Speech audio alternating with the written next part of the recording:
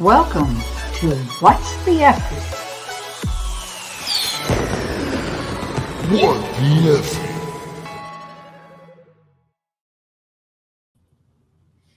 Hi, everyone. Welcome, welcome, welcome.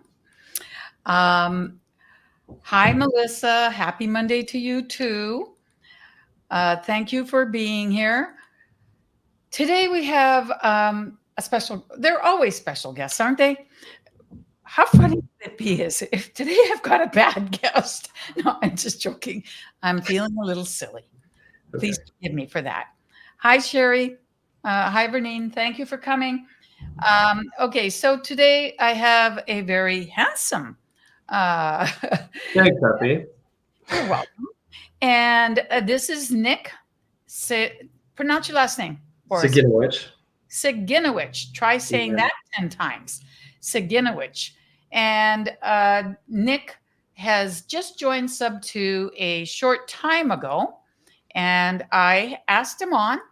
I think we have somebody here from Victoria. Okay. Andy, what's up? Hey. Thanks for joining. Yes. Thank you. Thank you for joining. And I wanted to, introduce him because he is new in SubTo. He just joined a short bit ago, not that long.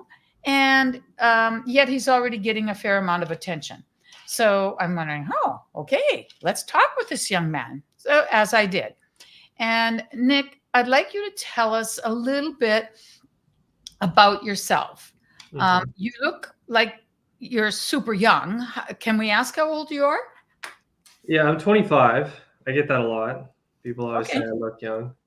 I'm finally starting to get up there to the point where I think people maybe take me seriously, but yeah, I'm 25. Okay. It's a good age to be. And tell us where you're from. How did you come into SubTo? You got a lot of attention last week because of Mr. Morby. Pace Morby brings attention. And there you were. So tell us about all of it. Bring us up to date. Okay, so I'm from Victoria, BC, which is in Canada, which is pretty close to where you're from, Effie, which is very cool. I came down to the States like 7 years ago on a baseball scholarship. Whoa. You got a lot going on there, guys. Slow it down. So sorry. This is where Nick is from. Now, did you tell me before we started that this was your first SubTo property? I did. I don't know if you picked up on that, but that was a bit of a lie. Yeah. What is it we're looking at? That's the Empress Hotel in Victoria, where I'm from. It's a very pretty place. It is. It's really nice to look at. It's great weather. It's not the best for business, to be honest. I like it down here in Texas a lot better, and in the States a lot better. Okay, so you're in Texas. Talk to us about what was it that brought you down here? Well, I came down initially on a baseball scholarship. I went to Utah first for 2 years, and then I transferred over to Angelo State, which is in San Angelo, Texas, which is where I'm at now. Okay. That's me playing for Angelo State. And I kind of decided to come back not too long ago, about 3 months ago. I got a Okay, so I girlfriend need to here. slow you down. Sorry, Sure. my podcast, my rules. Fair enough. What the frick? Okay, I came down to play Down baseball. there on a baseball scholarship? Yes. How young were you when you first started in baseball? Oh, I don't know, like 4 or 5. Really? That was Mhm. like one of your first sports then? Yeah, probably. And did you take to it right away, or was it, like something that you had to really work on a lot? How did it go? How did you decide this is going to be your future? Because coming down on a scholarship is pretty big. Yeah. I guess I took to it pretty quickly. My dad was a baseball player when he was growing up. Yeah. And I don't know, he always says that, he started playing catch with me when I was like 1, when I couldn't catch. He'd just throw the ball off my head.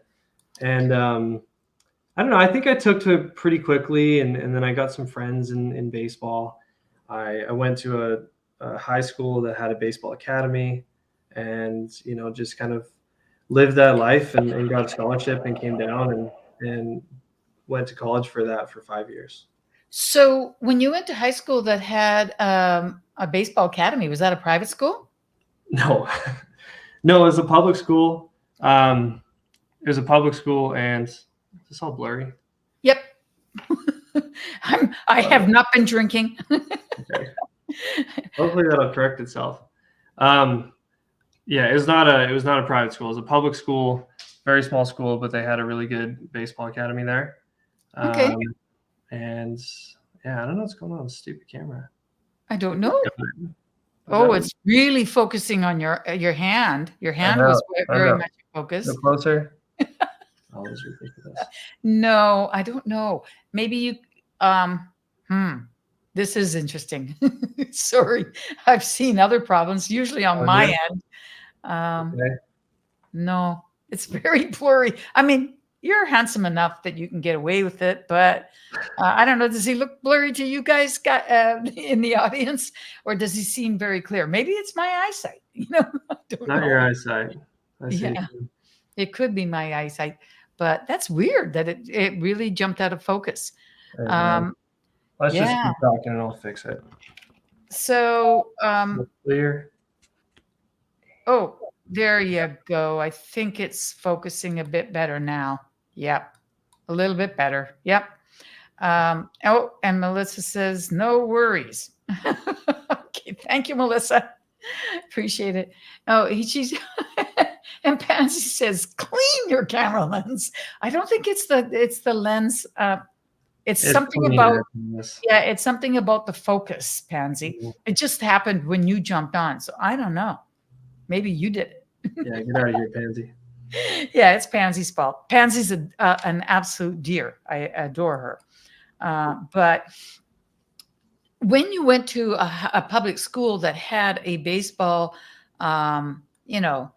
academy, did you start thinking, as a fellow Canadian, since I grew up in Canada, we've kind of been taught a little bit to be anti-American in some ways, right? It's like Canada. Were you at a young age looking like over the border, like, oh, that's where I want to go? Or did it just sort of happen to you that, oh, by the way, you're moving, you're going to, the States? How did that part happen? Because I know that we are Canadians are taught to be patriotic, just like Americans are. How did that part go? Yeah, well, basically, if you want to take baseball seriously, you have to go to the States. In Canada, it's just not done to the degree that it's done in America. So that was always kind of the goal, to get a scholarship and go and play in the States somewhere, because the schools in Canada are not nearly the caliber that they are in the U.S.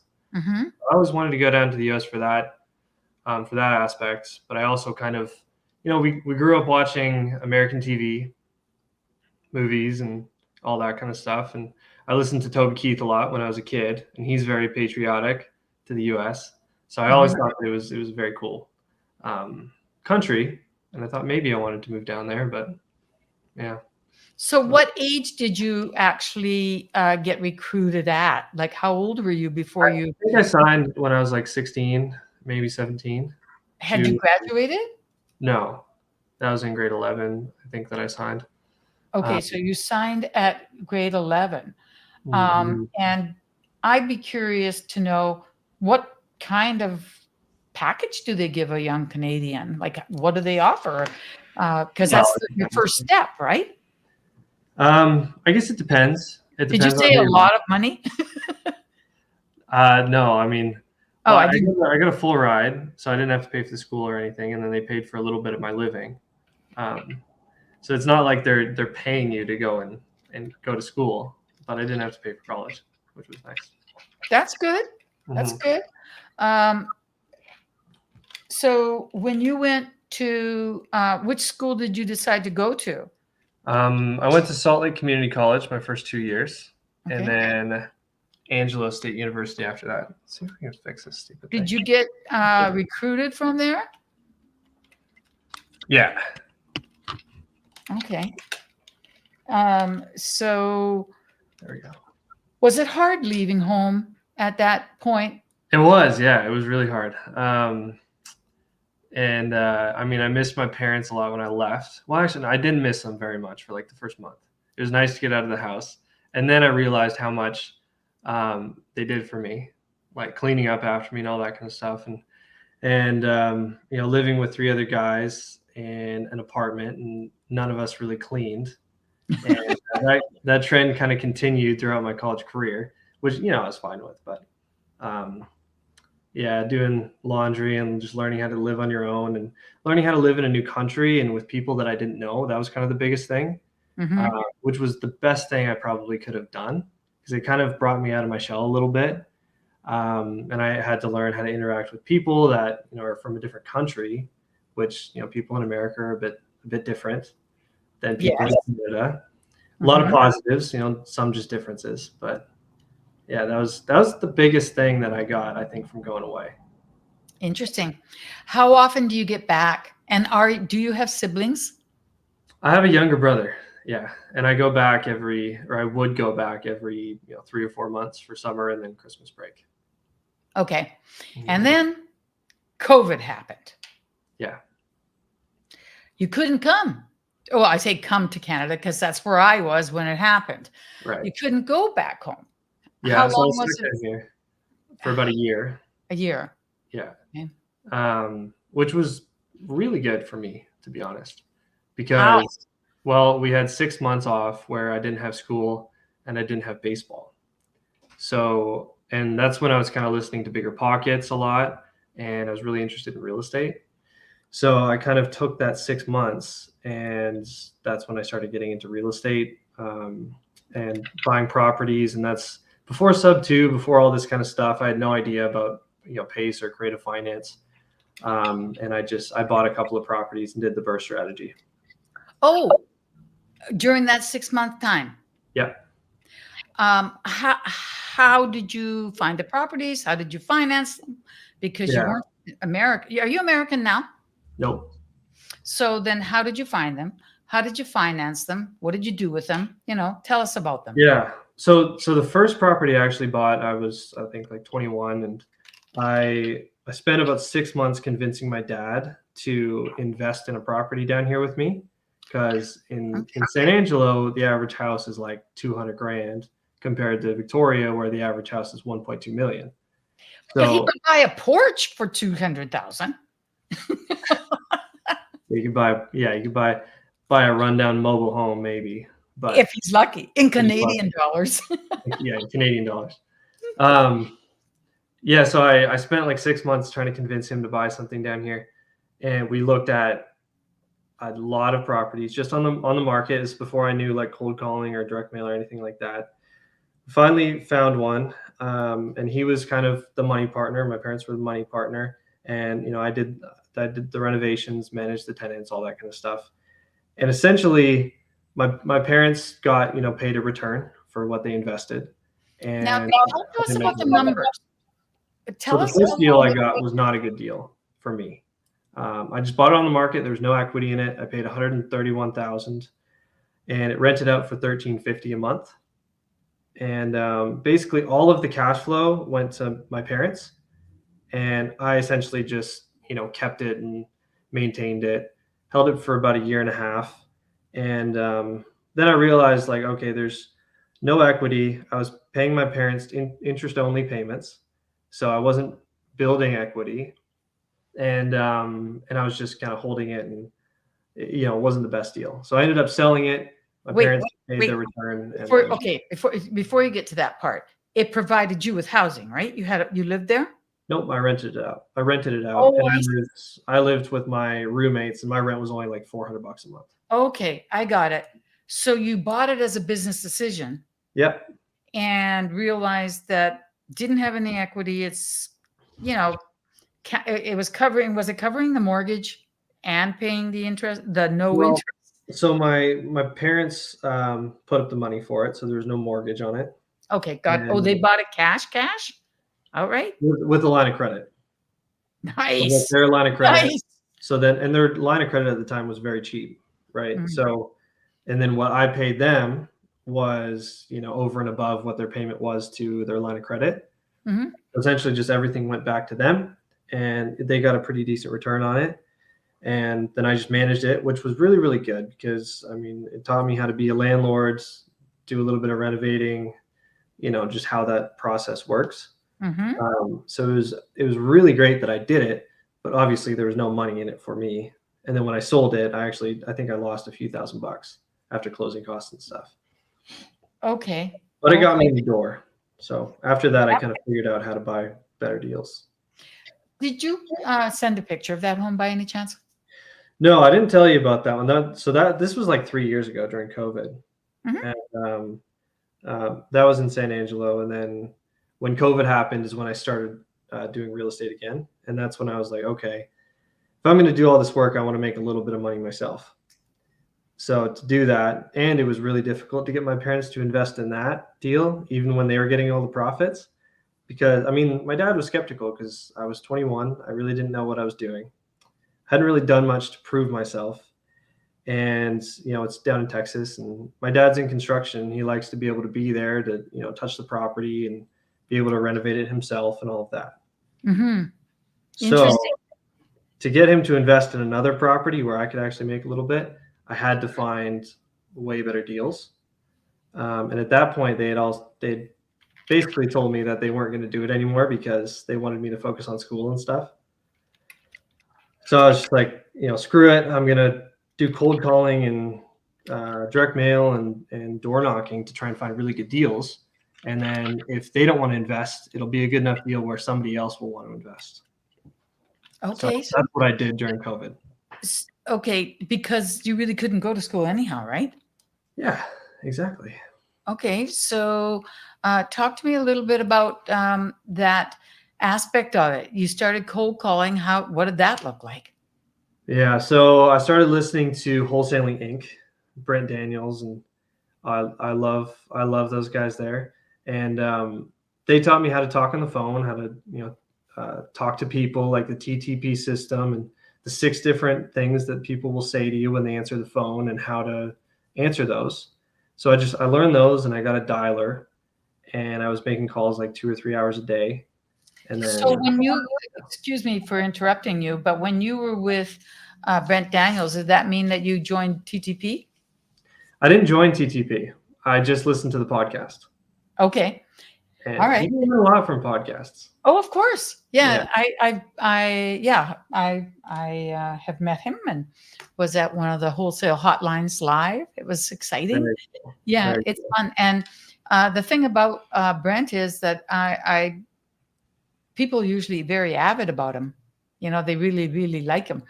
And I get it. Even though it's interesting that, Pace and Jamil and he are a little different. Like Pace and Jamil tend to be one way and he tends to be another, which is good. It's just good. So you bought a dialer. What did that cost you? Because, going into wholesaling as an individual on your own, it can be very hard. What did it cost you? How did it feel? What happened? The dialer was the Mojo dialer, and I only bought the single line dialer back then, Okay. which was such a waste of time now that I look back on it, because it only makes one call at a time. And you can get a triple line dialer, and it was only, I think, $40 a month more. So the single line was $100 a month. And I used that. I would buy lists or find lists online, or go to title companies or the county and find lists, and then put those in the dialer and call people. Did you do that? Did you reach out to title companies? I did. Yeah, I reached out to a couple, and I don't think I had any success with title companies, but I got some tax delinquent lists from the county, and I met this old lady in there, and she gave me all the goods, and it was great. Nice. And yeah, so I had some success doing that, and just on the dialer, and then I sent mailers and did door knocking. Mailers. Mhm. Did So you I had- handwrite them? No, I used a service online. I think it was called RE Simply. to Oh, yeah. send it. And I think I had about 4,000 saved up at the time. Like, that was all the savings I had in the world. And I spent it all in 3 months, and I didn't get a deal.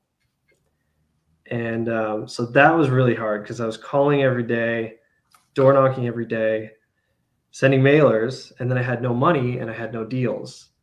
And I just thought I thought I wasted all my time, and I thought I didn't know what I was doing, and I wasted my money, and it just kind of felt pointless.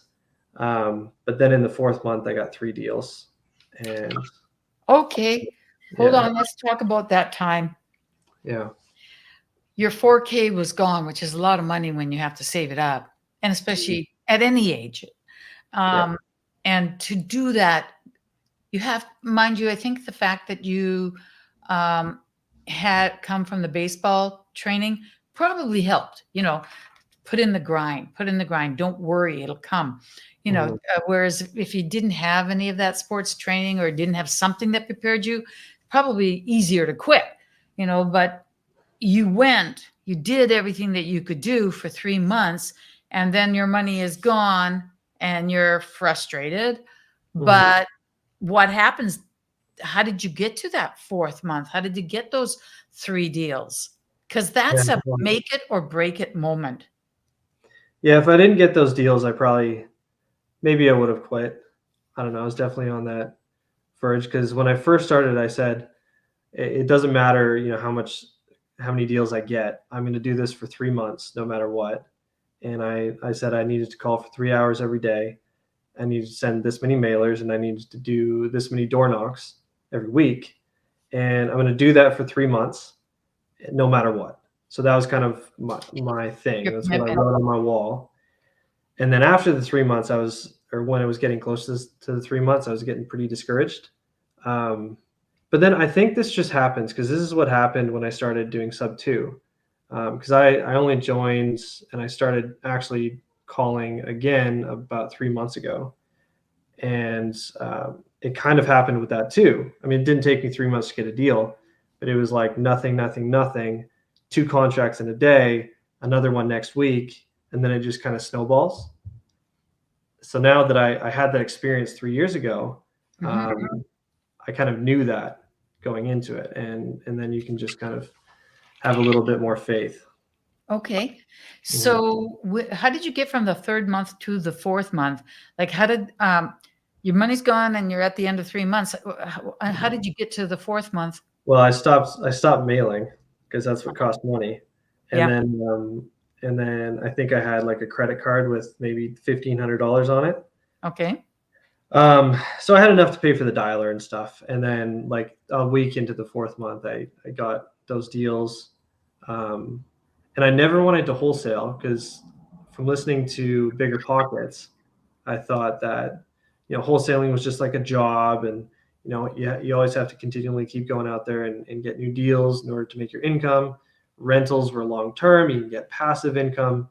But then at that point, I was like, okay, wholesaling sounds like a great deal. So I wholesaled one of those deals, and so I could have a little bit more cash. And then I kept 1 or 2 of them, or whatever. So you wholesaled one of them, and that put some cash in your pocket. And then you kept the second one? I think I kept the first one because it Is was such a good deal. Is that, did you send that picture? So, so the ones I sent to you, that's what we should probably move to at some point, is the last 3 months of me in SubTo.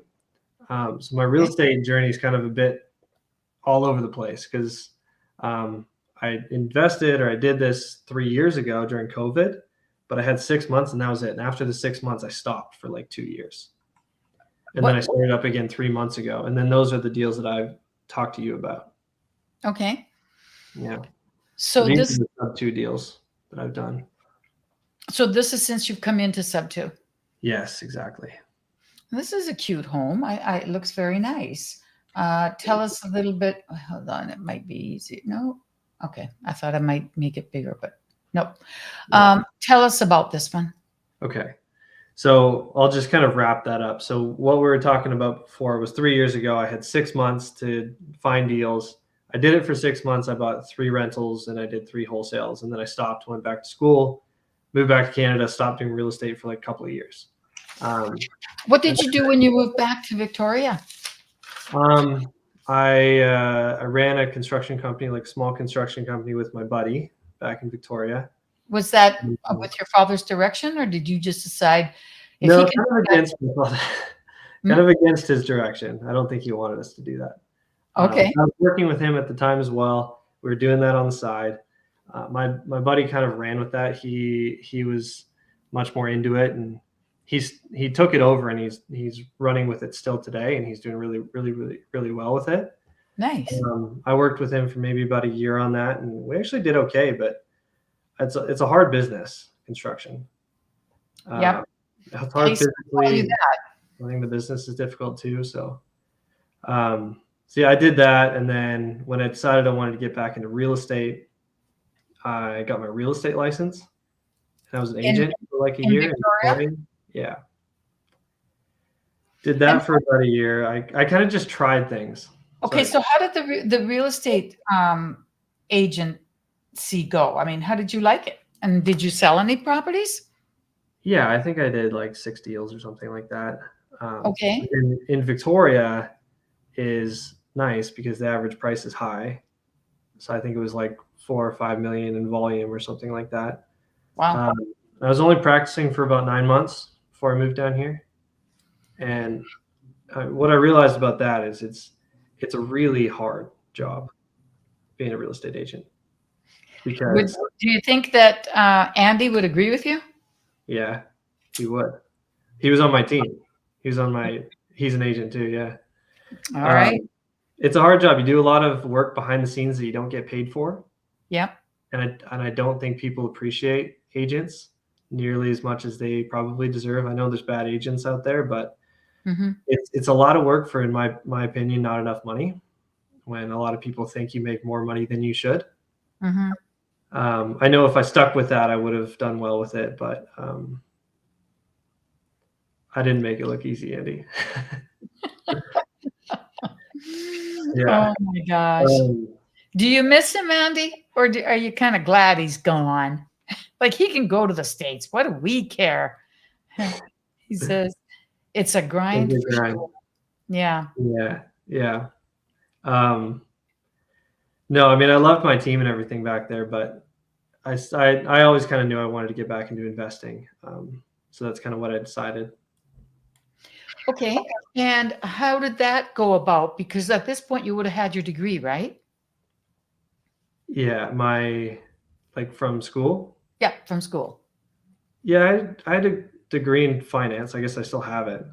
Yeah. So you finished your degree and then you went back up to Victoria. Yeah, exactly. Yeah. And worked for a year in construction and then a good 9 months or so in real estate. So how did you come back into the States? Because, like, how did you get that to happen? Well, so I have a girlfriend down here. So that was a big driver for me. I wanted to kind of get back to her, be closer to her. Nice. And then with that, I knew that I understood real estate down here. I knew I wanted to get back to it. I have properties down here I can live in, and I can be close to my girlfriend. So that kind of drove that decision. And I moved down here about 3 months ago, and that's roughly when I joined SubTo and started doing all this kind of stuff. All right. And this is the first deal you did in SubTo. Yeah. Yeah. Tell us a little bit about it. So this one is in San Angelo. Mhm. It's a cute little house. The seller was in pre-foreclosure. I think they were 4 or 5 months behind on payments. I had called this agent when I first learned about SubTo, and I really didn't know what I was doing. Maybe that was 3.5 months ago, like one of the first calls I made. Okay. And I botched the call completely. I didn't explain it very well at all. And she was like, "Oh, we'll never do that. Why would we do that?" And I was like, "Okay, never mind." And then like 2 months later, or maybe a month and a half later, I think she realized that they didn't really have any other options. So she called me back, and by that time I had learned how to explain it properly. Good for you. So Saved by the fact that yeah, they weren't keen at the beginning. yeah. How much So time did it take before they got desperate enough to call you back? it was maybe about a month, I think. Okay. The first time I called them.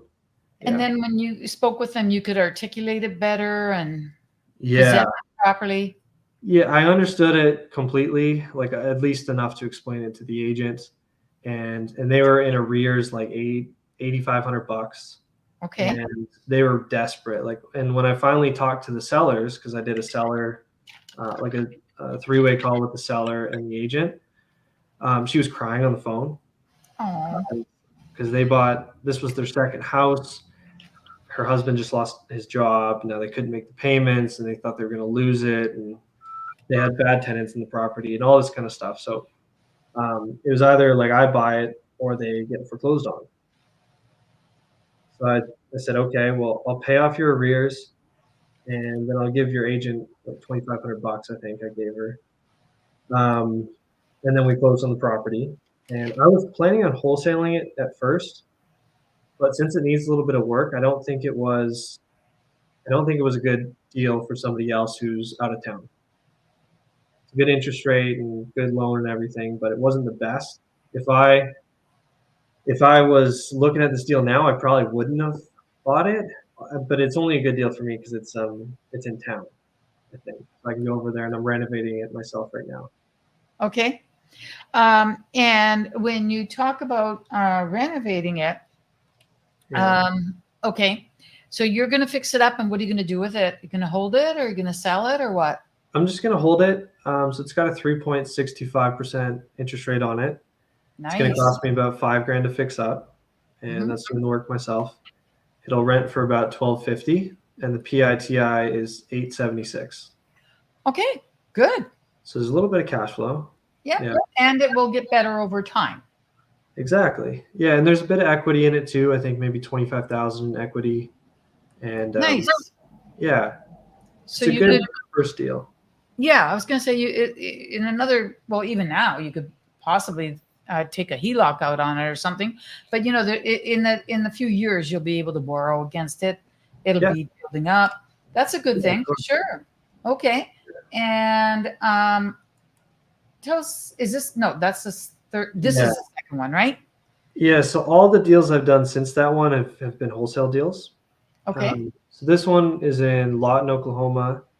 It's 327 Northwest 62nd. I know Pace likes throwing out addresses. Mm-hmm. So this one called the agent, explains SubTo. She didn't like it at first, and then called me back like the next day and was like, hey, can you explain this to me? Got on the phone with her, went through everything. She liked it, brought it to her sellers, and we went under contract. And I wholesaled it, and I think on this one I made $5,000. Nice. Yeah. All right. So now you're starting to pay off the SubTo membership. Yeah, exactly. Yeah. And this one, did you wholesale this also, or did you keep it? Yep, wholesaled this one. This was in Guthrie, Oklahoma, 519 South Division Street. Why Oklahoma? Texas, when I was first starting, Texas, I felt was very saturated with people calling direct to agent. A lot of people in Texas here trying to do this. Also, Texas is a bit harder to find cash flow because the taxes are so high. and now the insurance is high too. Yeah. So I don't know. I just tried Oklahoma because it seemed a little bit better, and there's less people calling there. So that's basically it. So was it just a stroke of luck, or did you do market research? That can be a big issue for people trying to decide, okay, where's my market? How do I decide my market? Well, I think if you're going to be doing direct to agent, like low equity listings, which is what I do, you can kind of do that anywhere that you're allowed to wholesale, because a lot of these properties are turnkey, and you can find buyers in that marketplace that know the market really well. And a good deal is pretty well a good deal anywhere. I mean, obviously it definitely depends on your market, but it doesn't take a whole lot to underwrite these deals, in my opinion. And if I really need help in the SubTo community, there's so many people that can help me. Yep. I mean, I've had at least 10, 15 people reach out and say, hey, I saw you're posting deals. I've been doing this for a long time. Let me know if you need any help underwriting deals.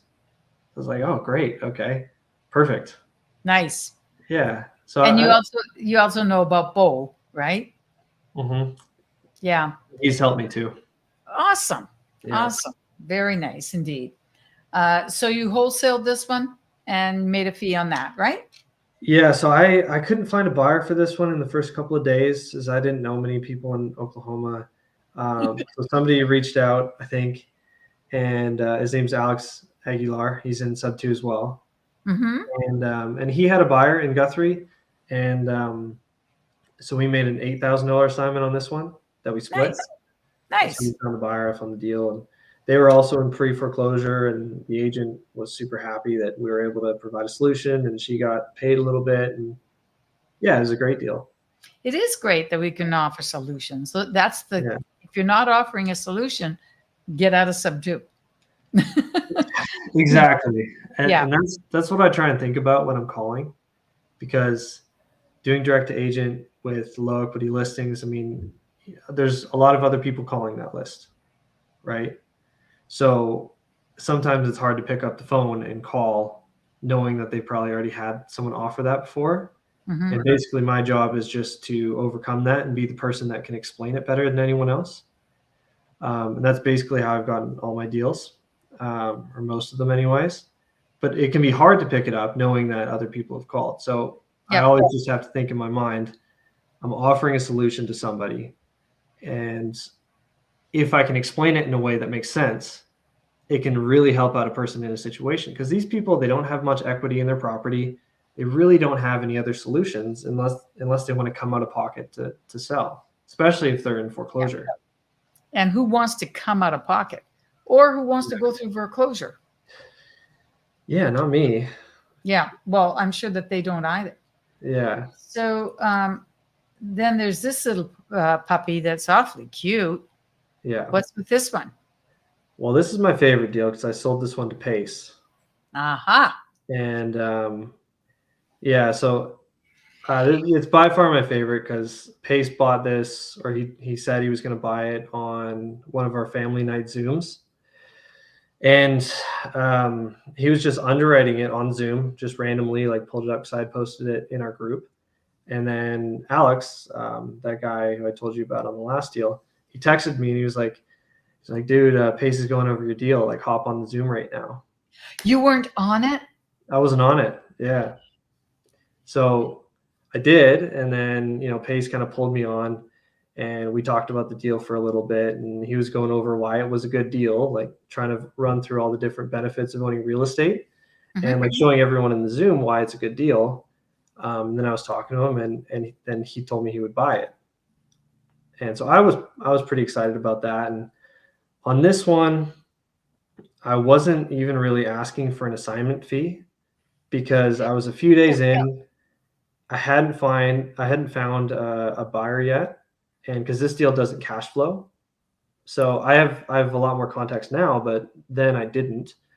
And so Pace said he would buy it, and being the good guy that he is, he was like, I want to pay you something. Obviously, it's a good deal. Happy to pay you. So he's going to give me a $5,000 assignment fee, and he didn't have to do that, which obviously I was happy about that. Now I only get that when I bring them another deal.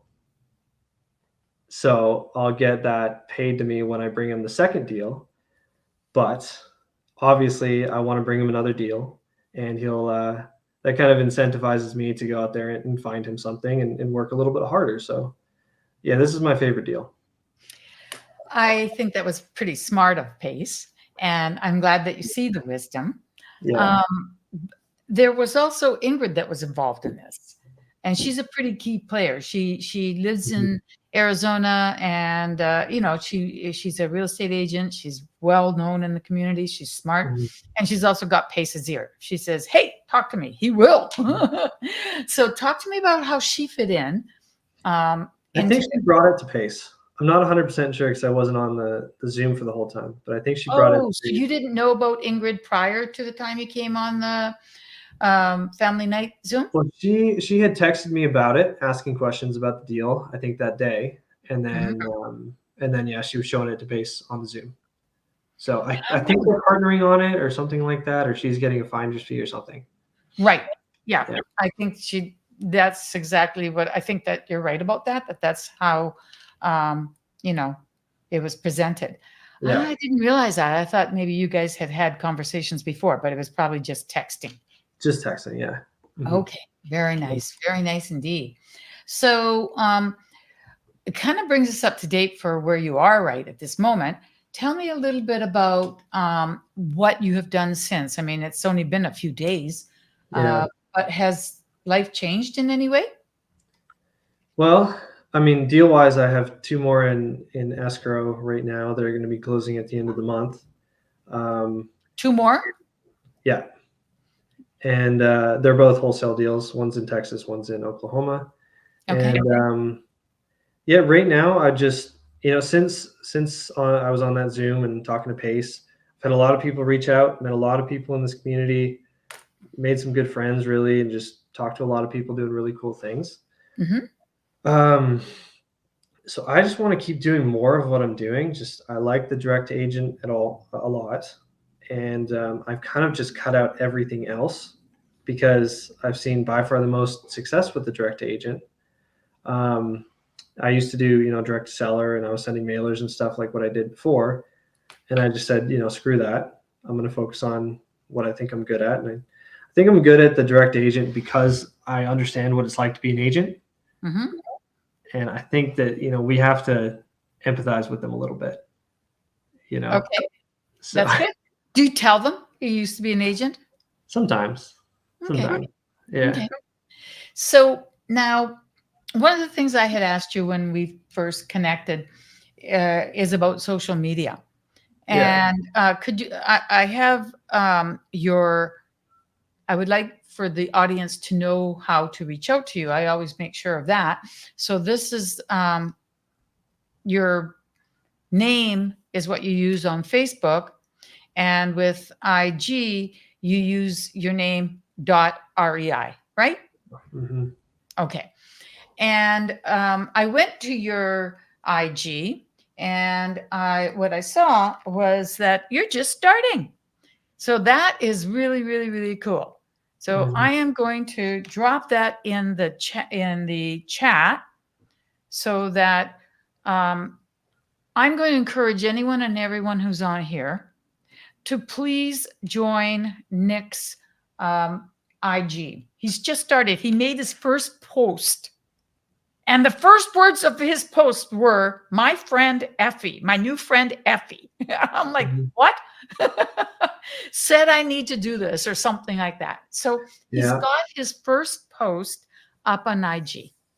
And I know, how difficult that is. So if you would be kind enough, it would be absolutely great if you could go and support him, follow him, and watch him grow. Because right now he's got 1 post and 43 followers. I am looking forward to seeing that number grow. And I'm looking forward to the day that he texts me or calls me or whatever and says, guess what? I'm ready for YouTube.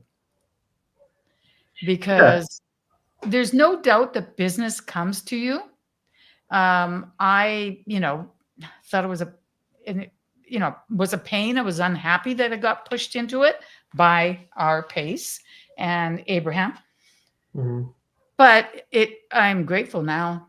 I'm grateful in that it is work in many ways, but I love it when we're on air. I enjoy being able to say, slow down. I want to know about when you were a kid and you were looking over that border, because that's something that all Canadians do. And Americans don't even think about it. They never look over the border and say, what's up there? So it's part of your journey that makes you who you are. Yeah.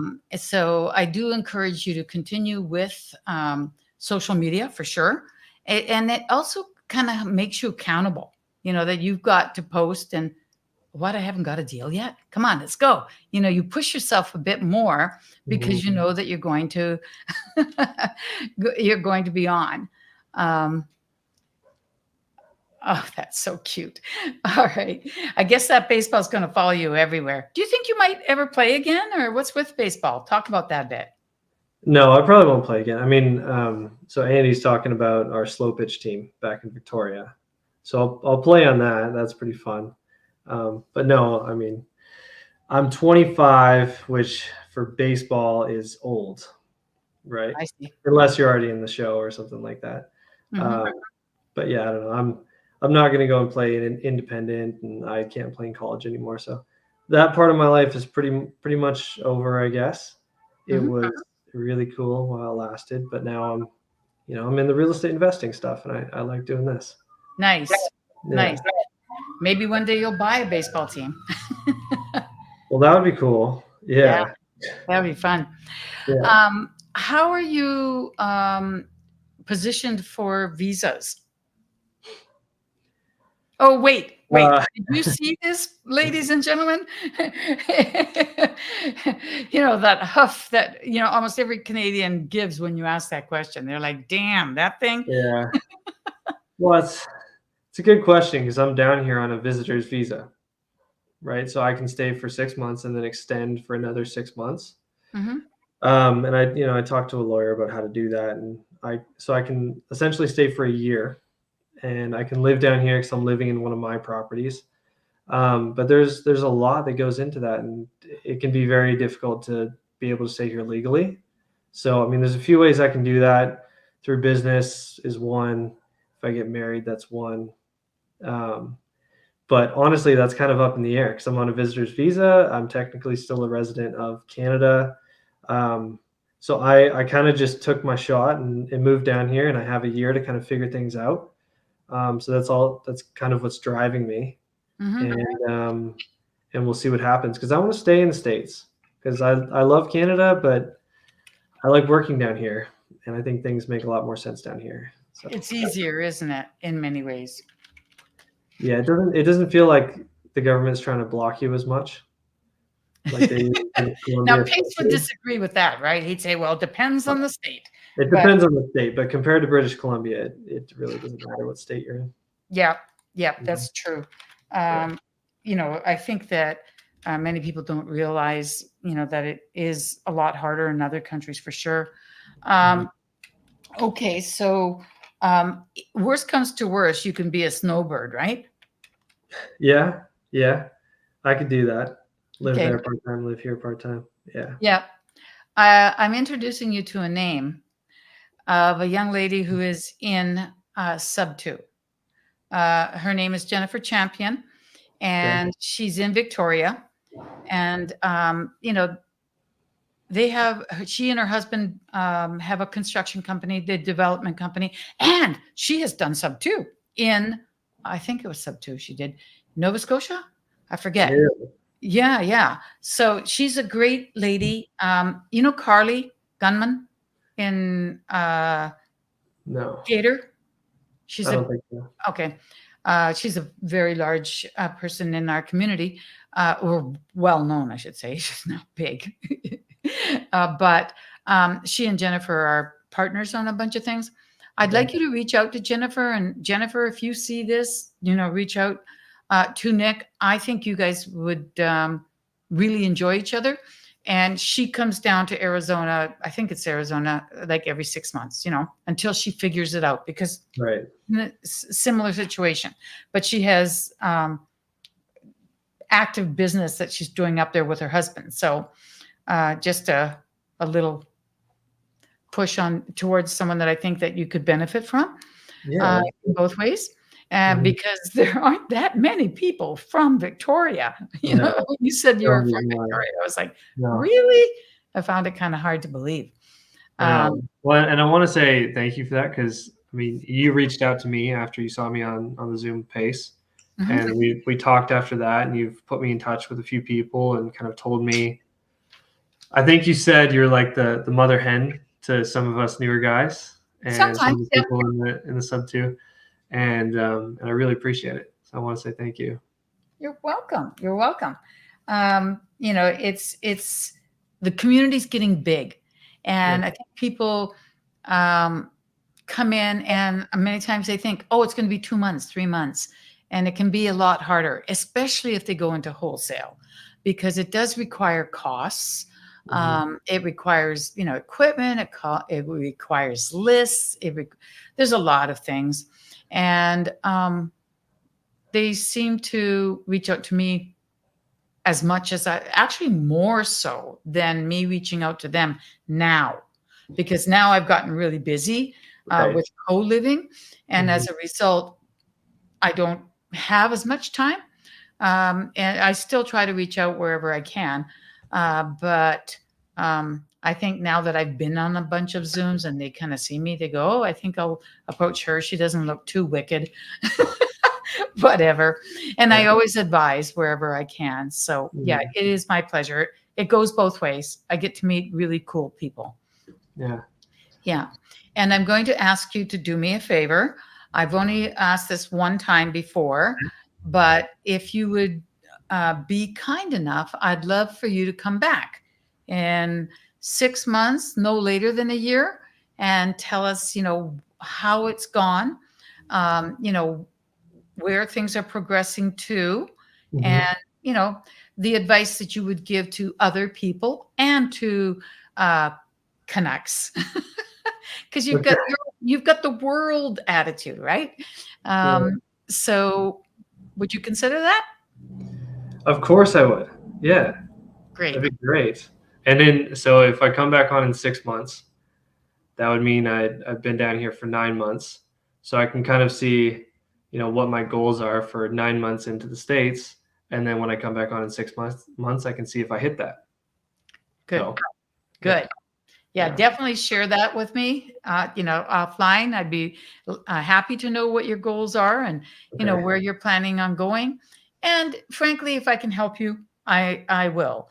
And again, I'm going to repeat that, please, if you are viewing this or you're in the audience, this is Nick's Instagram, and he's just begun it. So right now, if you're in the audience, you have the opportunity to actually be, follower number 44, 45, and it's interesting when you remember that sort of thing. Like I remember when he was under 50. It's like Sub2, right? People say, oh yeah, I was in when it was under, 100 or 2,000. And I'm like, wow. And for me, it was under 4,000. And other people are like, wow. I'm like, yeah, I can remember it. Yeah. And if I you do have a personal account as well, but this is just my real estate one. Well, we want our personal. For me, I don't even know what it is. But the point is we want to build a professional. Right. The REI is what you want, where you want the business to come. Right. So in the future, if you're viewing this, please take a minute to do the following. I keep forgetting this, so I'll say it for myself too. I'm supposed to say, please subscribe if you're not already a subscriber. Yes. And leave a comment. Apparently, the comments are really important to the algorithm. Make it a nice comment. Otherwise, I'm going to skip trace and find out where you live. I'm just kidding. Leave whatever comment you want. But more than anything, take a moment to go to Nick's IG and see where is he at now and push him along.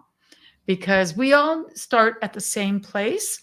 And I do remember how it seemed to take forever to get to 1,000 on my YouTube. I didn't think I ever would. And now I've kind of stopped looking, although I am looking at this moment, and I'm at 1.25. So I can see, in another couple months, I will hit 2, and then at some point 3 and 4. And I think you have to hit 9 before they pay you. But I don't care. I'm just making fun of it. And I'm just enjoying the fact that I can welcome someone like you. Yeah, well, and you've stayed consistent with it, right? This is your is it your 36th? Yep. Yes, I think that's correct. So you've stayed consistent over a long period of time. I have. However, I have he's follower number 45. Oh, that's Thanks, awesome. Greg. That means that's my girlfriend's dad. We have had 2 people sign up. That's awesome. Thank you. Thanks, yeah, it always makes a difference. What was I going to say? Yeah, getting up there is really hard at the beginning. But we all have to start somewhere. We need to support each other. And, that's the way it goes. And, the consistency. Yeah, I have been consistent every Monday. And now I have a dilemma. I have next Monday is, what is it, Christmas Eve? And the Monday after is January. Next Monday. No, the 18th is fine. I'm set for that. But on the following Monday is Christmas. And the following Monday after that is New Year's. And I'm like, okay. I think that I have to, I said to a friend, I think I have to pay homage to baby Jesus, that he might not like it if I was. I think I'm going to take those 2 weeks, Mondays off, just because you shouldn't be watching me. I think that's fair. Yeah. So I'll be back, I think, on January the 8th. And I have a very special guest that Monday, one of the biggest I've ever had. So that's kind of cool. And I intend to be very consistent right through. Very cool. Yeah. Thank you. Yeah. Well, thank you again for coming. And thank you to all of you, and particularly Andy. Andy, thank you for adding the international flavor. I appreciate that. And let's help Nick, and let's watch Nick. I thought you chose the perfect movie, by the way. For those of you who wouldn't have known this, let me see if I can somehow, how can I do that? I'm not sure whether I can. Bear with me for 1 second, because if I can do it, I haven't tried to do that before, but I'm going to try now to see whether I can bring in the advert for this. Because the only people who see the adverts are where I post them. So I don't know whether this is going to work. If it does, then great. We can do this. I can just show people if that works. Not really. Right. Oh, I know what will work. Hold on. There we go. Yeah. I'm gonna. Okay, we got it. But I'm also going to share it. Yeah. This is the advert I sent out for Nick. My guests get to choose their favorite movie, and then I superimpose them in there. And he chose Catch Me If You Can, which I thought was very interesting. I mean, I love the movie, and he fit right in there. But I do see you as a runner, like you're on fire and you're having a good time in life, right? So at one point, I'm going to take these and do something with them on the internet. Not me, actually. I can't do anything. But I'm going to have somebody else do it for sure. So I just thought I would show that to the folks that are, that aren't in SubTo, that wouldn't have seen it. But thank you for being my guest. And we shall see you guys next week. And until then, Make it a very, very good week. And now I'm going to play what we call the outro. All right. Thanks, Effie. I appreciate you having me on. Thanks for Don't everyone. go anywhere. Stay with me because Okay. I want to get some feedback. I forgot to tell you. Okay. All right. So hang on a second. I am almost ready to go here. Nope. Oh my gosh. I'm losing my coordination. Bear with me. All right. See you guys next time.